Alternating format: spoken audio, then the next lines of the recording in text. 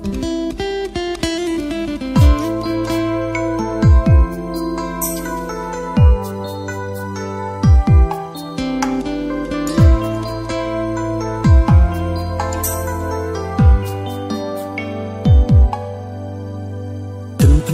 ខសុខហូរស្រកជុំ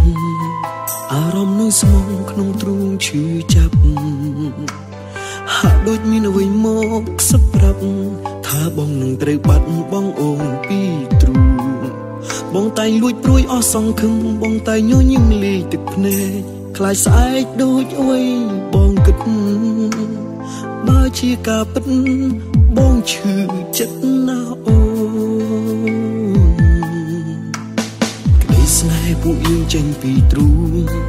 បងស្រឡាញ់អូនគ្រប់ក្តីត្រូវការបើសិនបងត្រូវបាត់បងស្រីមិនដឹងជាក្នុងទ្រូងទ្រាំបានប៉ុណ្ណាជីវិតចុងក្រោយសល់តែអូនក្នុងចិត្តមានស្ងួនមានតែបងបាត់អូនបងសល់អ្នកណាគ្រាន់គិតចិត្តផ្សាជីវ៉ាបងសែនខ្លាចមិនទាន់បែកគ្នាតែមានអារម្មណ៍ឈឺចាប់បងខ្លាចបំផុតបាត់បងខ្លាចបែកគ្នាណាំមានស្ងួនបើសិនដូចបងគិតមែននោះអូនបេះដូងបងនឹងខ្ទេចខ្ទាំខ្លោចមិនទាន់បែកគ្នាតែមានអារម្មណ៍ឈឺចាប់ប្រហែលអាចស្លាប់អាចឈួតចិត្តបើសិនការពិតបែកអូនដងដង្ហើមឥតន័យទេមានស្ងួនបេះដូងបាត់បងមាសចិនបានអ្នកណាជំនួសអូ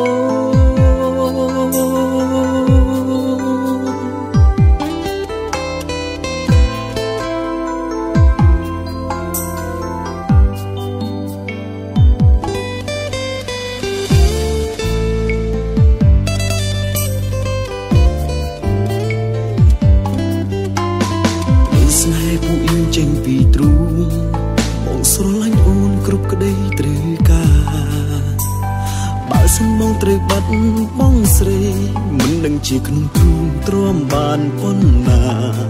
ជីវិតចុងក្រោយសល់តែអូនក្នុងចិត្តមានស្ងួនមានតែបង